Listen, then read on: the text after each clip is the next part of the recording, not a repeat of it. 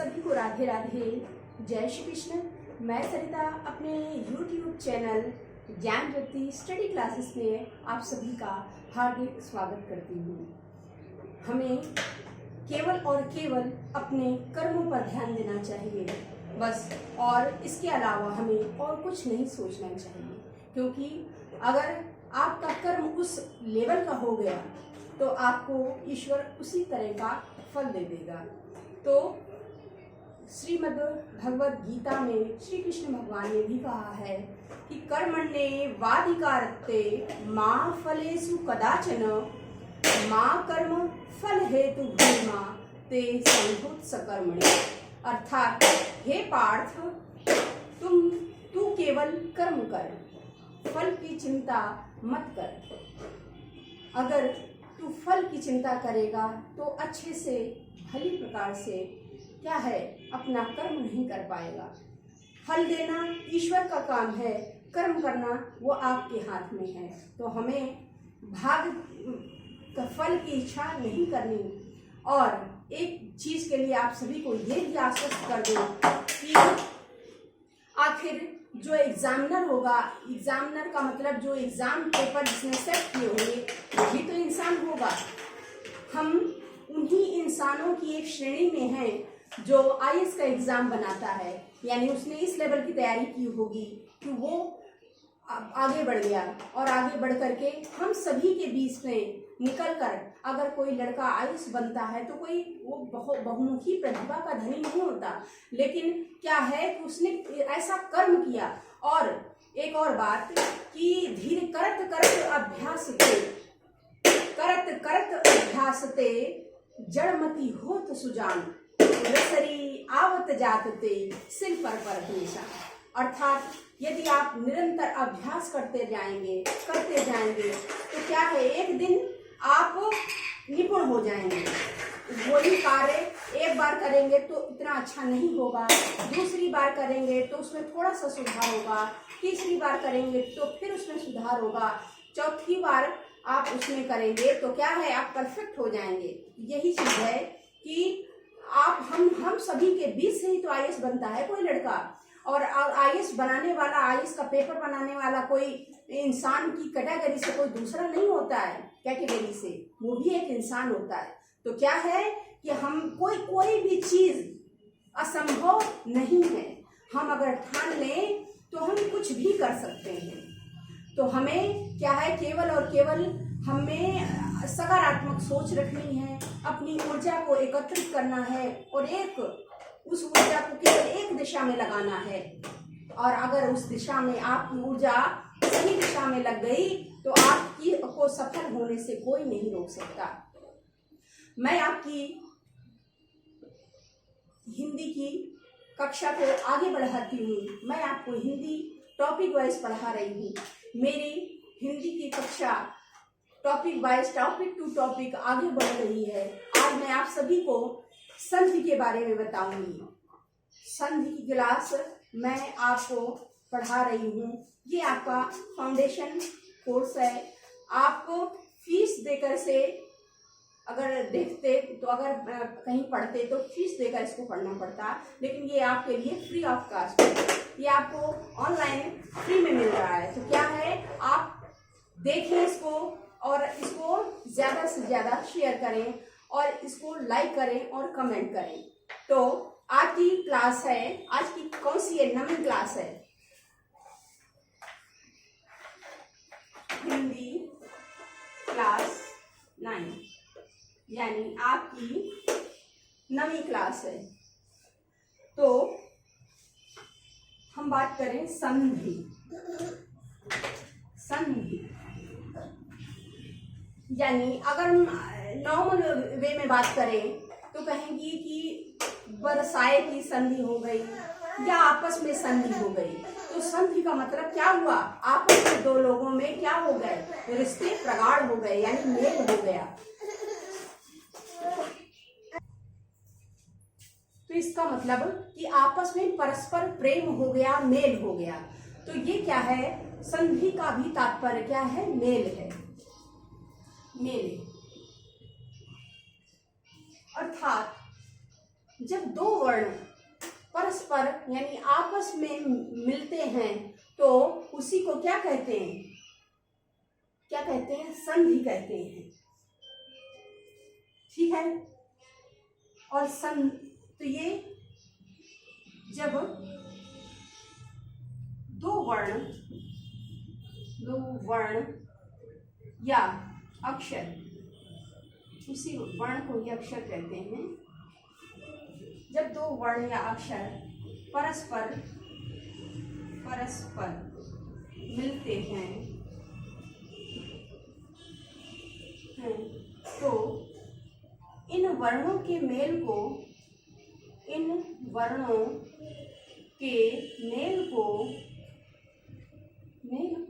संधि कहते हैं। संधि कहते हैं। संधि यानी जब दो वर्ण आपस में मिलते हैं तो इसी मेल को क्या कहते हैं? संधि कहते हैं। अब संधि के भेद।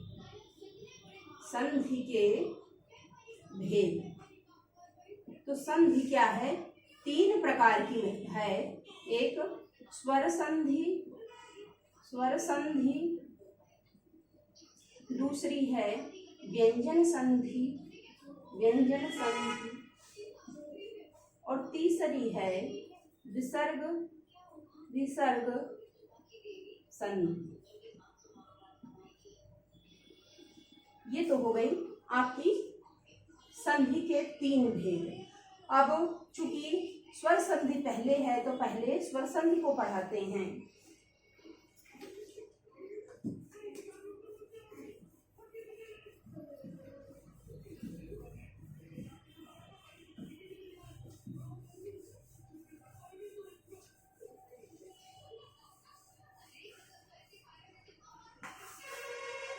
तो स्वर संधि की बात करें, स्वर संधि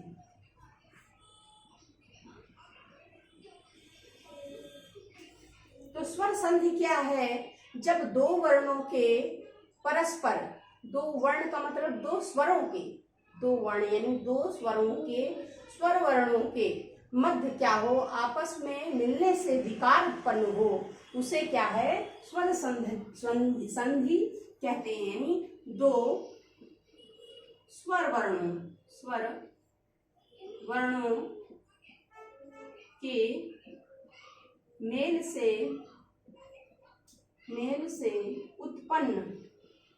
मेल से उत्पन्न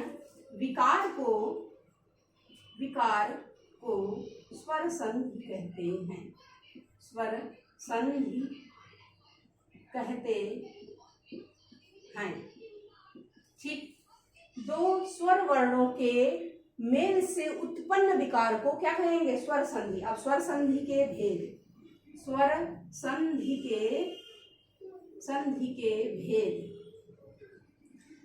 संधि के भेद की बात करें तो पहला है दीर्घ संधि।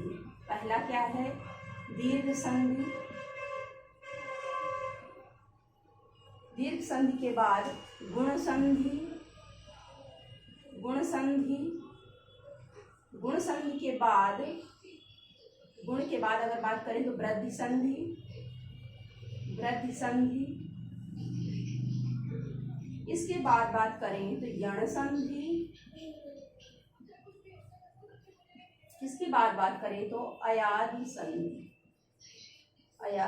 संधि।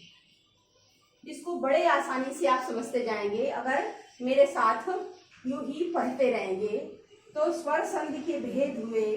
स्वर संधि के 5 भेद हैं। पहला दीर्घ संधि, दूसरा गुण संधि, तीसरा वृद्धि संधि, चौथा यण संधि और 5वां क्या है? अयादि संधि। अब अगर संस्कृत की बात करें तो इसमें सूत्र होता है अकः सवर्णे दीर्घा। अकः सवर्णे दीर्घा। अब अक प्रत्याहार, अब प्रत्याहार आप सुने होंगे। प्रत्याहार कैसे बनाए जाते हैं? तो प्रत्याहार बनाने के लिए क्या है? 14 माहेश्वर सूत्र हैं। भगवान शिव ने आचार्य पाणिनि जो हैं व्याकरण के क्या अष्टाध्यायी के रचयिता हैं। तो आचार्य पाणिनि क्या है, तपस्या में मग्न थे, या यूं कहें कि भगवान शिव के ध्यान में मग्न थे। तो क्या है, भगवान शिव उनके तपस्या या ध्यान से प्रसन्न हुए और आकर के प्रकट हुए, और उन्होंने क्या है अपने डमरू से क्या है 14 तरह के क्या किए, धुन बजाई, यानी स्वर निकाले, आवाजें निकाली। तो उनको माहेश्वर सूत्र कहा जाता है, उनके डमरू से निकले हुए उस अक्षर हैं, इसलिए 14 माहेश्वर सूत्र कहे जाते हैं। तो 14 माहेश्वर सूत्र हैं। अगर संस्कृत के जो स्टूडेंट होंगे वो 14 माहेश्वर सूत्र जानते होंगे। इन 14 माहेश्वर सूत्रों से पूरा व्याकरण क्या है संस्कृत का, इसी में समाहित है। तो इनकी बड़ी आवश्यकता है, लेकिन चूंकि आप हिंदी के विद्यार्थी हैं तो मैं माहेश्वर सूत्र का और बर्डन आपके ऊपर नहीं डालूंगी। नहीं तो ये चीज आप जैसे अष्टाध्यायी है, आचार्य पाणिनि का ग्रंथ है, तो क्या है उन्हीं ने क्या है कि 14 माहेश्वर सूत्रों की रचना की है, जो भगवान शिव द्वारा डमरू से वो शब्द क्या हुए थे, उत्पन्न हुए थे।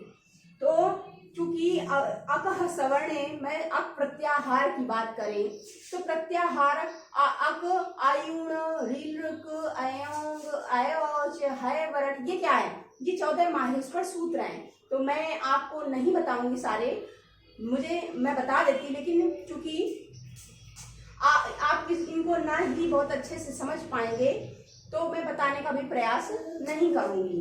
तो क्या है, अब स्वर संधि के बाद इनके भेद हो गए। अब 1 by 1 आपको मैं बताती चलती हूँ।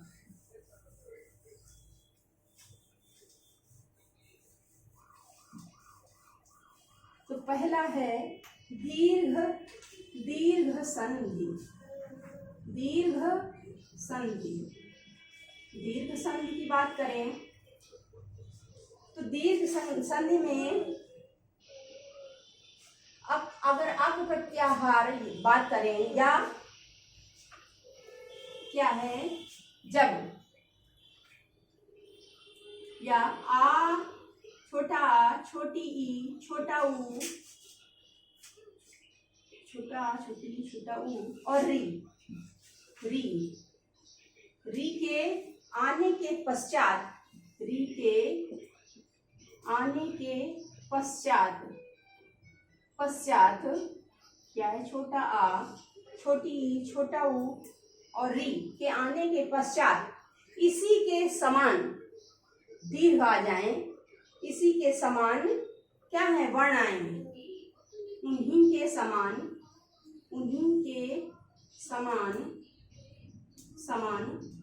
वर्ण आए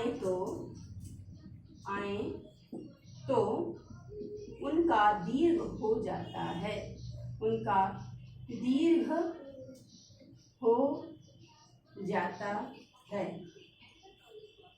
यानी कि आ के बाद यदि बड़ा आ जाए तो भी बड़ा होगा, या आ प्लस आ जाए तो भी बड़ा होगा, ई प्लस ई आ जाए तो भी बड़ी ई होगी, और ई प्लस बड़ी ई आ जाए तो भी बड़ी ई होगी, ऊ प्लस ऊ आ जाए तो बड़ा ऊ होगा, और ऊ प्लस बड़ा ऊ आ जाए तब भी बड़ा ऊ होगा। तो इनके आने के पश्चात उन्हीं के समान वर्ण आए तो उनका दीर्घ हो जाता है।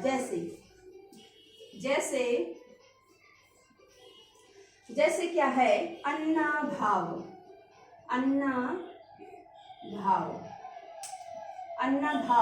यानी इसका अगर विग्रह करें, अन्न प्लस अभाव, इसका अगर विग्रह करें तो यानी इसमें क्या है, लास्ट में क्या है, कोई भी वर्ण है, कोई भी व्यंजन वर्ण, यानी कोई भी व्यंजन बिना स्वर की सहायता से पूर्ण नहीं होता, नहीं उसमें हलंत लगती है। अगर अधूरा वर्ण है तो वो उसमें हलंत लगती है, यानी ये ना है तो ना में क्या है, आ अपने आप छुपा हुआ है, तो इसमें आ, लास्ट में आ प्लस इसमें आ है तो आ बराबर क्या हो जाएगा, बड़ा आ। तो यहाँ आप उदाहरण में देखें तो ये बड़ा आ हुआ है, ठीक है। इसके बाद हिमाच्छादित, हिमाच्छादित, हिमाच्छादित की बात करें तो इसका विग्रह होगा हिम प्लस आच्छादित, हिम प्लस आच्छादित, यानी इसमें म आ है, छोटा आ है, प्लस इसमें बड़ा आ, दोनों मिलकर क्या हुए, बड़ा आ हुए, ठीक। अब इसके बाद विद्यालय, विद्यालय, अगर विद्यालय का विग्रह करेंगे तो विद्या प्लस आलय, विद्या प्लस आलय, तो इसका क्या होगा, बड़ा है प्लस बड़ा, यानी ये भी बड़ा है, ये भी बड़ा है, तो बड़ा मिलकर के क्या हुआ, बड़ा हुआ। तो ये क्या हुआ, ये दीर्घ संधि है, ठीक है। यानी आ के बाद अगर छोटा आ जाए या बड़ा आ जाए तो क्या है, दोनों का दीर्घ हो जाता है।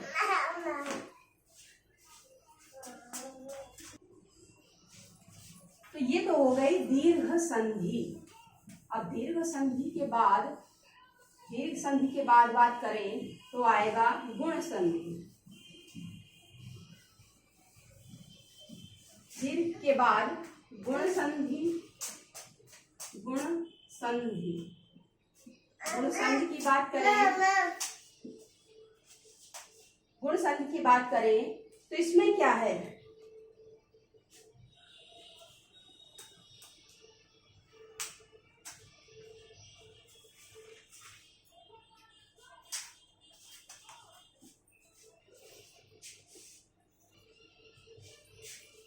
गुण संधि पढ़ाने से पहले और एक आध उदाहरण आपको दीर्घ संधि के बता देती हूँ। जैसे भानुदय, उ के लिए भानुदय, भानुदय, तो इसका क्या होगा, भानु प्लस उदय, उदय, यानी बड़ा उ प्लस उ, ये बन करके बड़ा उ बना, ठीक है, बड़ा उ बना। जैसे बधूत्सव, बधूत्सव, अगर बधूत्सव आया तो इसका होगा वधु प्लस उत्सव, तो इसमें क्या है, इसमें भी बड़ा उ है, बड़ा उ प्लस इसमें क्या है, ये छोटा उ है, तो ये दोनों मिलकर क्या हुए, बड़ा उ हुए, ठीक है। ये उ की बात हुई। अब उ के बाद ई की बात करें तो ई की बात, जैसे गिरीश, गिरीश, गिरीश, तो गिरीश में क्या है, गिरीश की अगर व्याख्या करेंगे तो गिरी प्लस ईश, इसमें क्या है, छोटी ई है प्लस बड़ी ई है, छोटी ई प्लस बड़ी ई है, तो ये मिलकर के बड़ी ई हो गई, ठीक है। ये इसके बाद री की बात करें तो पितृणम, पितृणम, तो इसका हो जाएगा, विग्रह होगा पितृ, पितृ प्लस ऋणम,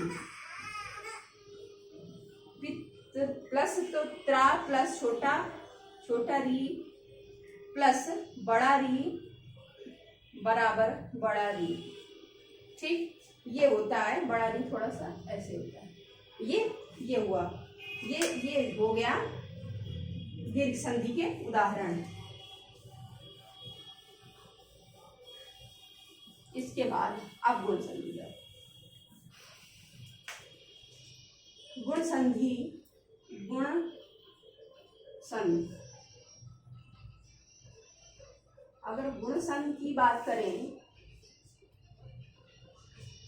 तो गुण संधि में क्या है, अगर यदि छोटा आ और बड़ा आ के बाद छोटा आ और बड़ा के बाद क्या हो, तो ई आए, ई आए, ई आए, ई आए, तो ई का ए हो जाता है, हो जाता है। ऊ आए, ऊ आए, तो ओ हो जाता है, ओ हो जाता है। इसके बाद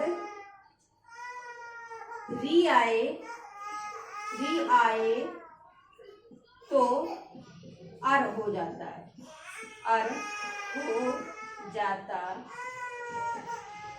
है। ये 3 बातें हैं इसमें। तो गुण संघ की बात आई तो इसमें कि यदि छोटा ह्रस्व आ और दीर्घ आ के बाद, ये तो सब में कॉमन रहेगा, ये नहीं, ये सब में कॉमन रहेगा। इसके बाद की बात करते हैं। ई, छोटी ई या बड़ी ई, इसको मिटाना पड़ेगा, यानी ई या दीर्घ ई आए तो ई का ए हो जाएगा, ए हो जाएगा, और आए तो ओ हो जाएगा, ओ हो जाएगा, और री के बाद बड़ी री आए तो इसका क्या है, अर हो जाएगा, अर हो जाएगा। अर्थात क्या है कि यदि ह्रस्व आ और दीर्घ आ के बाद यदि ए आए तो क्या है, ओ हो जाता है, आए आए तो भी ओ हो जाता है, ऊ आए, अगर ह्रस्व आ या दीर्घ आ के बाद ऊ आए तो ऊ का ओ हो जाता है, री के बाद, री का आ या आ के बाद री आए तो अर हो जाता है। जैसे गणेश, गणेश, गणेश, यानी इसमें क्या है, इसका विग्रह करेंगे तो गण प्लस ईश, ईश, गण प्लस ईश होगा। तो इसमें क्या है, इसमें आ है, छोटा आ है, प्लस इसमें ई है, बड़ी ई है, ये दोनों क्या, दोनों मिले, दोनों का मेल हुआ तो क्या हुआ, ए हुए। ठीक है, गणेश है, महेंद्र है, महेंद्र, तो इसमें क्या होगा, महा प्लस इंद्र, तो इसमें क्या है, बड़ा है प्लस ई है, ये क्या हुआ, ए हो गया। ठीक है, यानी आ और आ या बड़ा आ के बाद यदि छोटी या बड़ी ई आए तो दोनों का ए हो जाता है। दूसरे उदाहरण से देखिए,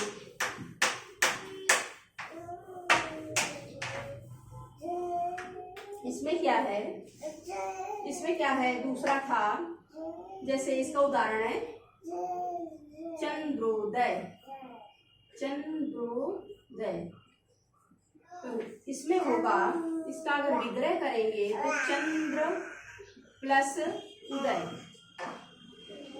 इसमें क्या है, आ प्लस उ हो जाएगा, दोनों मिलकर क्या बने, दोनों का ओ हो गया, चंद्रो यानी ओ हो गया, यहाँ पे क्या है, दिख रहा है, चंद्रोदय, ओ हो गया। ठीक है, चंद्रोदय के बाद जैसे महोत्सव, महोत्सव, महोत्सव, महोत्सव का यदि विग्रह करेंगे तो महा प्लस उत्सव, महा प्लस उत्सव, इसका, इसमें क्या है, बड़ा है प्लस ऊ है, बड़ा प्लस ऊ, ये बना ओ, यानी कि आ प्लस छोटा आ प्लस बड़ा आ के बाद यदि छोटा ऊ या बड़ा ऊ आए, ह्रस्व ऊ या दीर्घ ऊ आए तो क्या हो जाएगा? ओ हो जाएगा। अब इसके बाद तीसरे की बात, री की बात आई, तो उसमें क्या है? इसमें भी आ और आ के बाद इसका उदाहरण देखते हैं। जैसे महर्षि, जैसे महर्षि। अब महर्षि की बात करें तो इसमें इसका विग्रह करेंगे तो महा प्लस ऋषि, महा प्लस ऋषि यानी बड़ा प्लस क्या? री, तो इसका क्या हुआ? आर हो गया। महर, या आर बता रहा है, बोलने से ही आपको प्रतीत होता होगा। महर, महर यानी आर हो गया, तो ये क्या हो गया? आर। तो ये महा का महर अर्षि बना, महर्षि। ठीक है, ये आप देख लेंगे। इसके बाद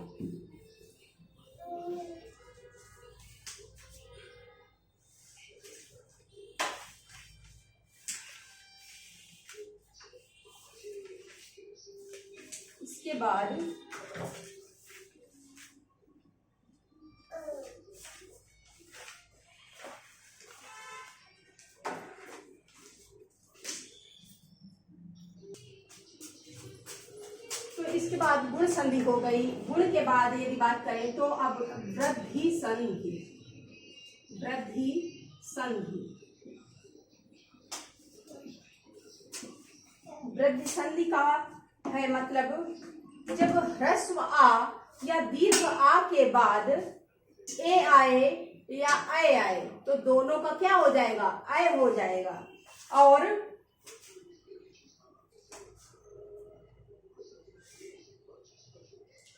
इसके बाद क्या है? लिख दें, जब ह्रस्व आ या दीर्घ आ के बाद, दीर्घ आ के बाद,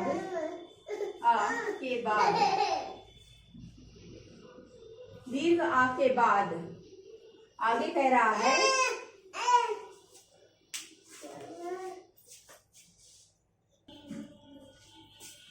तो क्या है? जब ह्रस्व आ या दीर्घ आ के बाद, अब इसमें दो चीजें हैं। पहला ए या आए तो दोनों का क्या हो जाएगा? दोनों का आय हो जाएगा, आय हो जाएगा। दूसरा, ये पहली बात, पहला। दूसरा कह रहा है यदि ह्रस्व आ या दीर्घ आ के बाद यदि ओ या औ आए तो दोनों का क्या हो जाएगा? अ हो जाएगा। इसका सूत्र है संस्कृत में वृद्धिरादयच, यानी कि इसकी वृद्धि उसी के उसमें कर दी जाती है। अब उदाहरण की बात करें तो उदाहरण पहले वाले का, पहला वाला क्या है? पहले वाले का उदाहरण हम देते हैं। जैसे अनेक,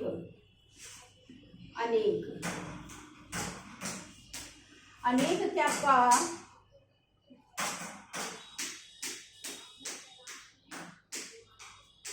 अनेक का अगर बात करें तो इसका विग्रह करेंगे तो अन प्लस एक, यानी आ प्लस ए बराबर आए, अनेक आए। इसके बाद आए, इसके बाद अनेक के बाद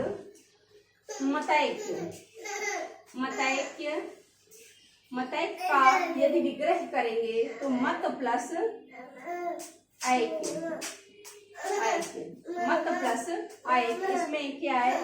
छोटा आ प्लस आय, दोनों का क्या हुआ? आय। इसके बाद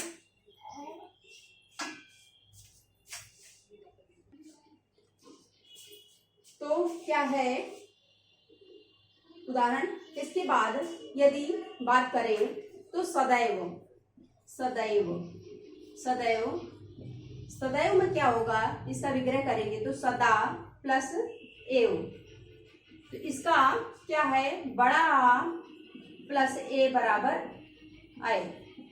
ठीक है, ये होता है, ये इसका वृद्धि संधि का है कि छोटा आ या बड़ा आ के बाद अगर ए या बड़ा ए या ए आएगा तो उसका ए हो जाएगा आए, और ओ या औ आएगा तो उसका औ, उसका ही दीर्घ हो जाएगा, यानी ए का ए हो जाएगा, ओ औ का औ हो जाएगा। ठीक, इसके बाद मामी कह रही है, मामी कह रही है, इसके बाद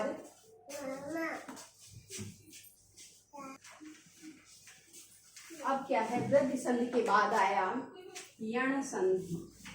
यण संधि, यण संधि की बात करें, यदि यण संधि की बात करें तो यण का, इसका संस्कृत में सूत्र है इको यणचि, इको यणचि, तो मतलब यानी ह्रस्व ई, दीर्घ ई, ह्रस्व उ, दीर्घ उ और री के बाद यदि कोई असमान स्वर आए, असमान स्वर आए तो अब पहला क्या होगा, ई का छोटी ई या बड़ी ई का या हो जाता है, क्या है, ई का या हो जाता है, पहला हो जाता है। दूसरा बात करें, दूसरा छोटा ऊ या बड़ा ऊ का वाह हो जाता है, वाह हो जाता है। तीसरा नंबर है री का, ह्रस्व या दीर्घ री का रा हो जाता है, रा हो जाता है। मतलब क्या है, यानी कि ह्रस्व ई या दीर्घ ई, ह्रस्व उ या दीर्घ उ री के बाद यदि कोई असमान स्वर आता है तो क्या है, ई का या, ऊ का वा और री का रा हो जाता है। अब उदाहरण से समझाएं आपको, तो उदाहरण से, जैसे पहला उदाहरण है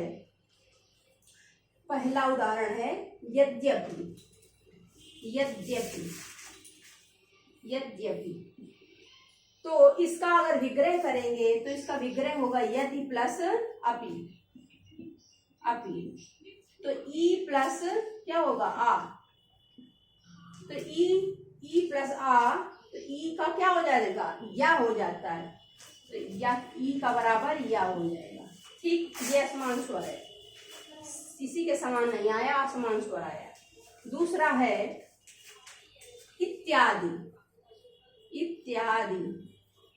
इत्यादि का अगर विग्रह करेंगे तो होगा इति प्लस आदि,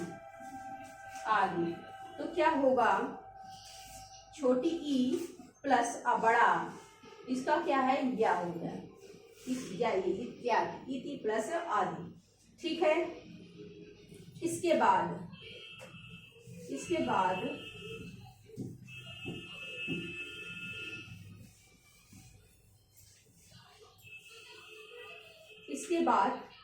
बाद अगर उदाहरण की बात करें तो स्वागतम,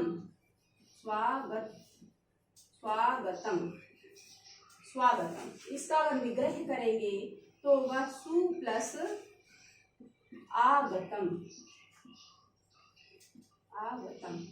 ठीक है, अब उ प्लस बड़ा, तो ऊ का वा होना, यानी ये क्या है, यहाँ पर क्या हुआ है, वा हो गया है, तो क्या हो गया, वा। ठीक, इसके बाद अब इसके बाद री का उदाहरण, पित्रादेश।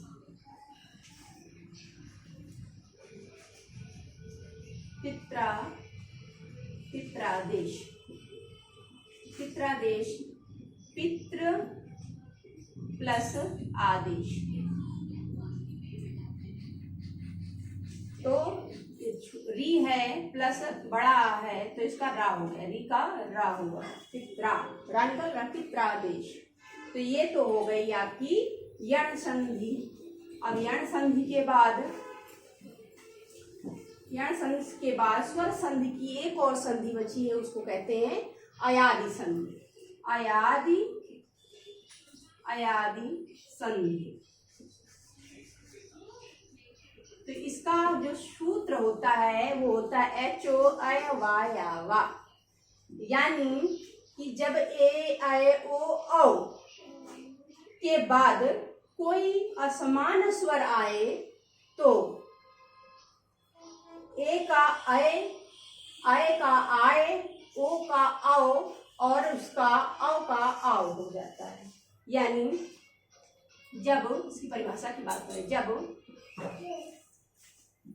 जब ए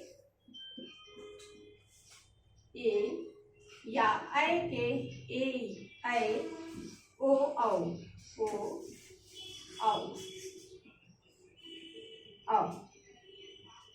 ए ऐ ओ औ के बाद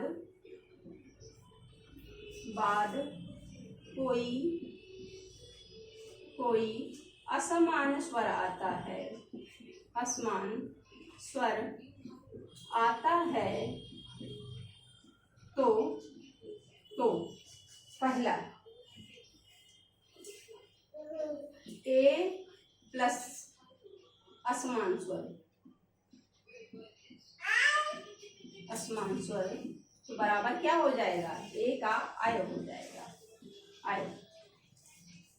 फिर आय प्लस असमान स्वर, तो इसका क्या हो जाएगा, आय। ठीक है, ओ प्लस असमान स्वर,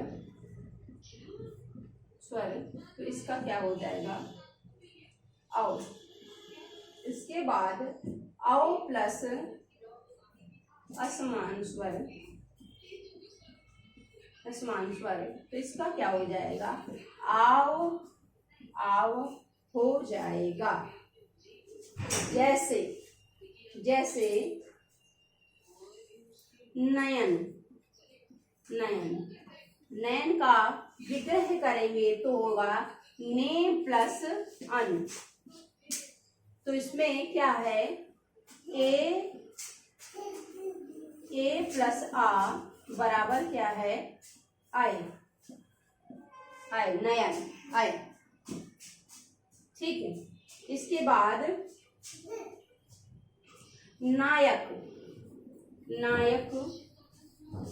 नायक की बात करें तो नायक में है नए प्लस विग्रह करेंगे, नए प्लस अक, तो इसमें क्या होगा, आय प्लस आ बराबर आय निकल रहा है, नायक। ठीक, इसके बाद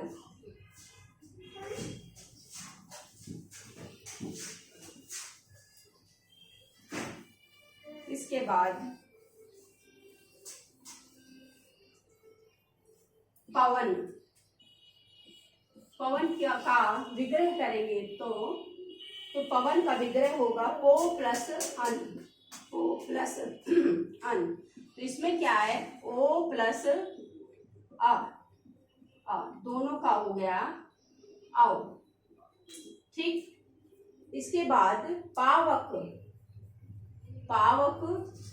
की बात करें तो पावक की भी बात करते हैं, तो इसका हो जाएगा पौ प्लस अप, इसका हो जाएगा पौ प्लस अप, यानी औ प्लस आ बराबर क्या हो जाएगा, आओ।